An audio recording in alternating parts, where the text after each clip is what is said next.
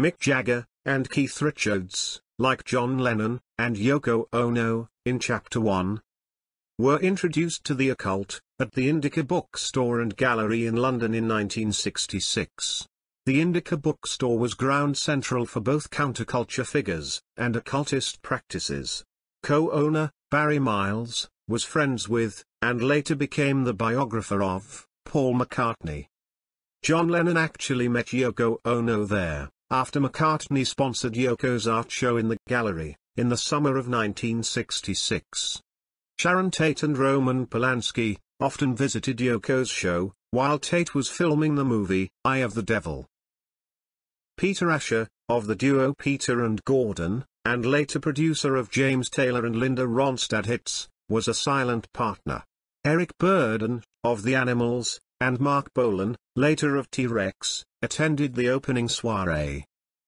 Eventual members of the Rolling Stones entourage were also patrons of the Indica. Mary Ann Faithfull was married to the bookstore's co-owner, John Dunbar, before she engaged in a 4-year relationship with Mick Jagger. Anita Pollenberg, Keith Richards' long-standing girlfriend, had been a friend of Robert Fraser, an art dealer, who was instrumental in starting the bookshop and gallery. In a 1993 interview with the Baltimore Sun, Barry Miles revealed that Mick Jagger had purchased lots of occult stuff from Indica, including the Book of the Damned, and manuscripts of witchcraft. He also purchased a Russian novel, The Master and Margarita, a fictitious portrayal of satanic adventures in the Soviet Union. Barry Miles also published an underground newspaper, entitled The International Times, which had done a feature on the most infamous Satanist of his time, Aleister Crowley. According to Jagger biographer Philip Norman, Jagger had amassed a large collection of books on Satanism and black magic, and had a particular interest in Crowley, who the Beatles had famously included among their heroes, in Sgt. Pepper's Lonely Hearts Club Band.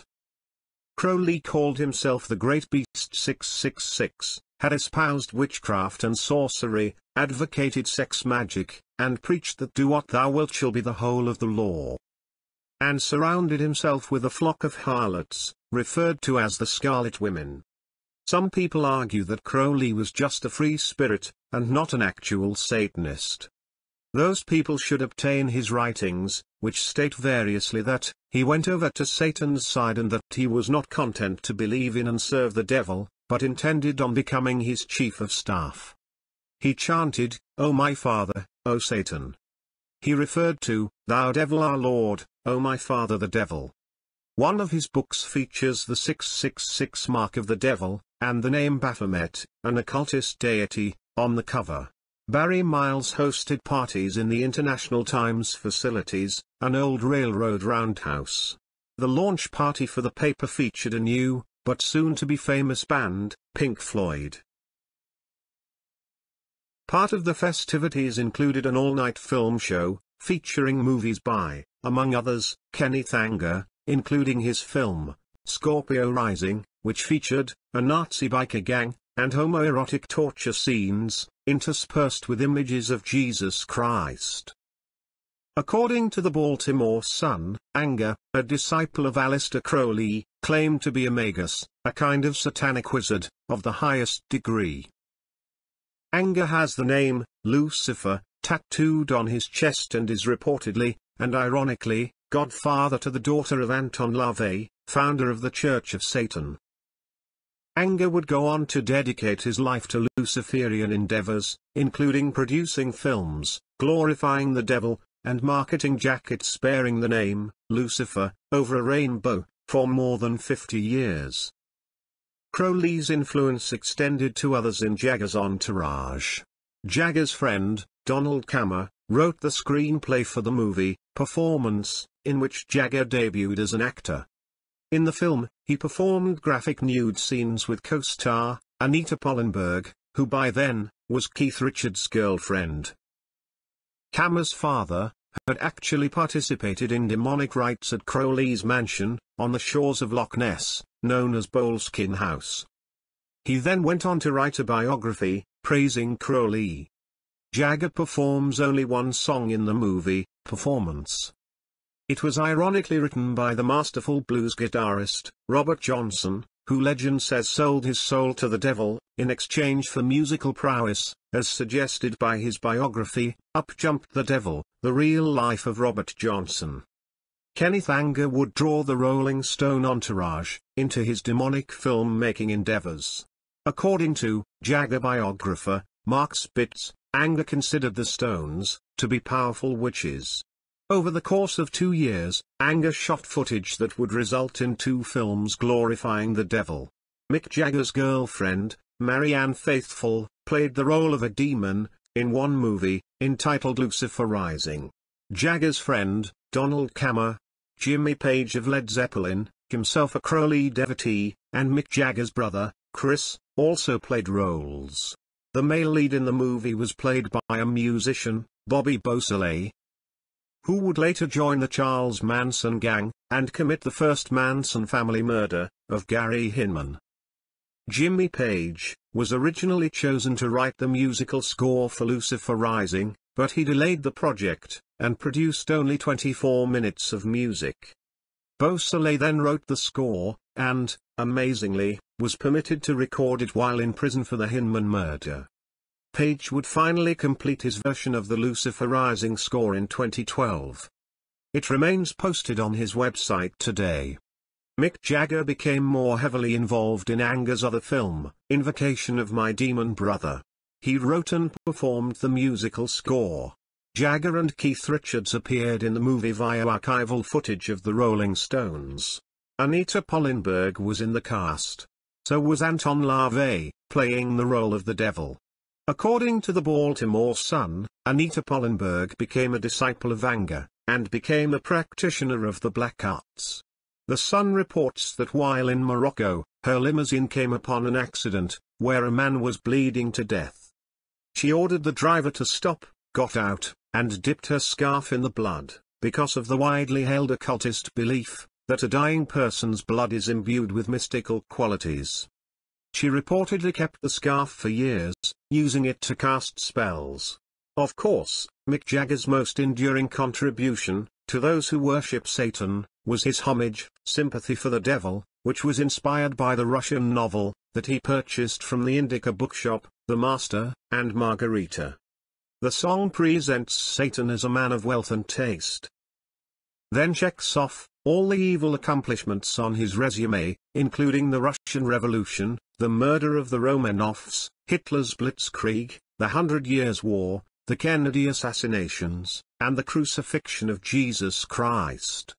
Occultist Marianne Faithfull, and suspected witch, Anita Pallenberg, sang the infamous woo-woos in the background. Jagger hyped the song by singing it shirtless with a fake devil tattoo on his chest. Perhaps now is a good time to like this video, subscribe, and hit the notification button, so you are alerted when later chapters in this series are released.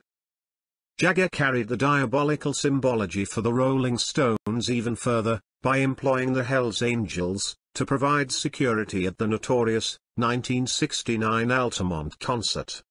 Jagger costumed himself in red with a black cape, the type of garb Lucifer might wear. The first fights began to break out during the performance of Sympathy for the Devil, although the infamous, filmed murder actually took place while the Stones performed Under My Thumb.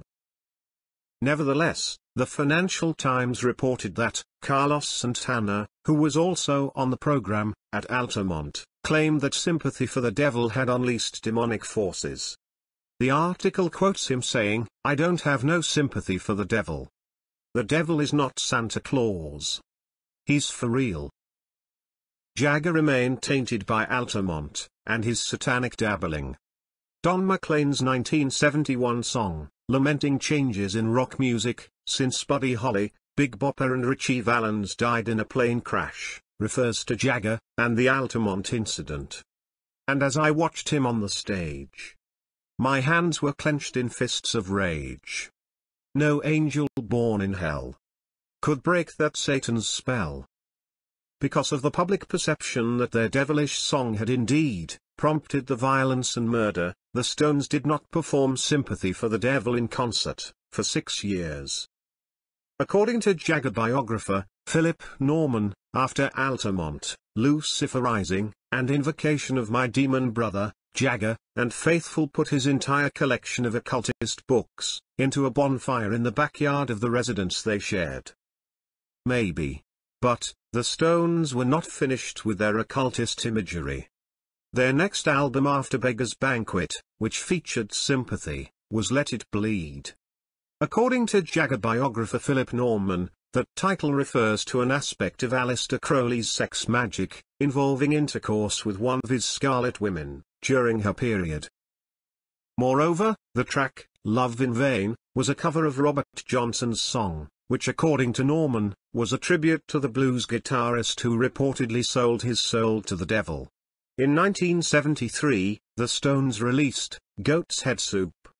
The original, proposed cover showed a goat's head, bubbling in a witch's cauldron.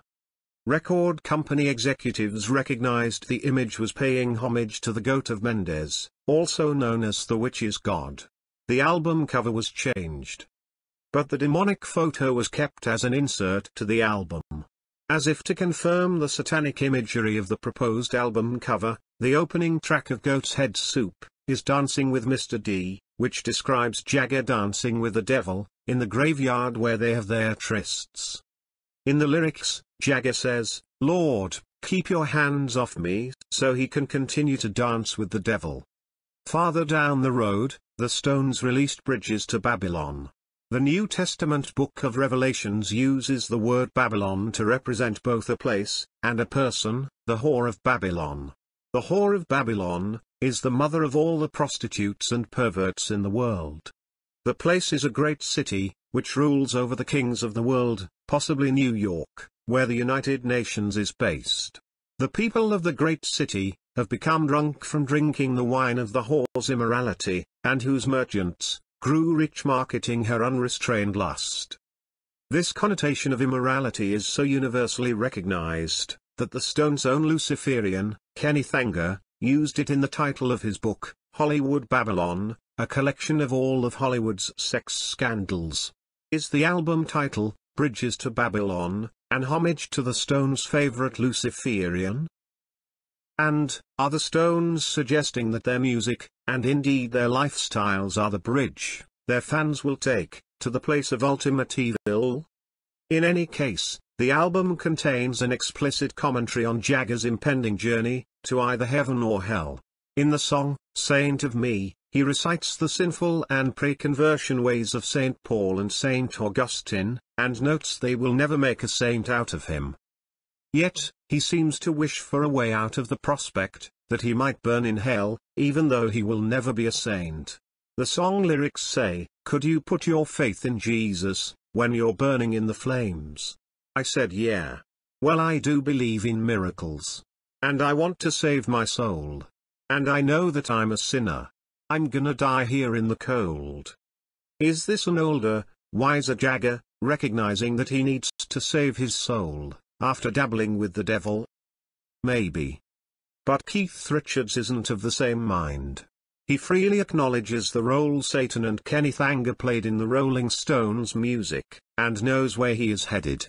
In a 2015 interview with Rolling Stone magazine, he said, "The whole Satan trip really comes out after Beggar's Banquet." He went on to say, "Kenneth told me I was his right-hand man." Earlier, in a 2002 interview with Rolling Stone magazine, he had said, "I've had very close contact with Lucifer. I've met him several times." In a 2010 interview with Pierre Peroni, as he was promoting his memoirs, he said he was, probably more aligned to Lucifer, and the dark side. And as also noted in Rolling Stone at the time, he said, "I don't want to see my old friend Lucifer just yet. He's the guy I'm gonna see, isn't it? I'm not going to the other place, let's face it." Okay Keith, but don't drag your fans to hell with you. The research underlying the video you just watched was gathered for the Amazon.com legal thriller novel, So Help Me God. If you are interested in how the information you just learned fits into that novel, you will find a link to the book in the description below. Fiction writers love conspiracy theories. because they either comprise fiction fashioned from true facts, or they are amazing truth revealed by facts once thought to be fiction. I leave it to you, whether there have been demonic influences on our culture. As you decide, remember Kaiser Soze's warning at the close of the movie Usual Suspects. The greatest trick the devil ever pulled was convincing the world he didn't exist. As for me, I'll be saying a prayer to Saint Michael the Archangel, who is charged with protecting us from evil spirits, who wander the world seeking the ruin of souls.